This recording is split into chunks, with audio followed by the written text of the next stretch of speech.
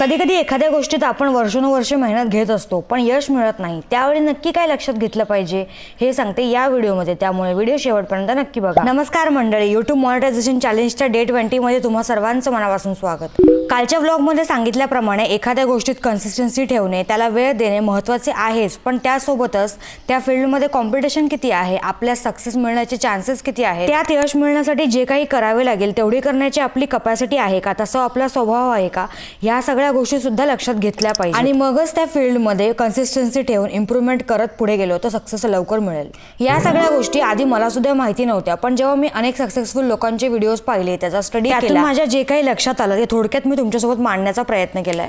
आता या बाबतीत तुमचं काय मत आहे ते सुद्धा मला कमेंटमध्ये कळवा. ज्या काही गोष्टी मला शिकायला मिळत आहेत त्या मी माझ्या लाईफमध्ये कशा इम्प्लिमेंट करते, त्यात मला काही प्रॉब्लेम्स येत असतील तर त्यांना मी कशा प्रकारे हँडल करते, हे सगळं मी माझ्या या व्लॉग्सच्या माध्यमातून वेळोवेळी तुमच्यासोबत शेअर करतच राहील. त्यामुळे चॅनलला सबस्क्राईब नसेल केलं तर लगेच करून टाका, जेणेकरून कोणताच व्लॉग मिस नाही होणार. पुन्हा भेटूयात नेक्स्ट व्लॉग मध्ये उद्या सकाळी 11 वाजता. तोपर्यंत स्वतःची काळजी घ्या आणि तुम्हाला तर माहितीच आहे, सुरुवात जरी छोटी असते तरी स्वप्न खूप मोठी आहेत.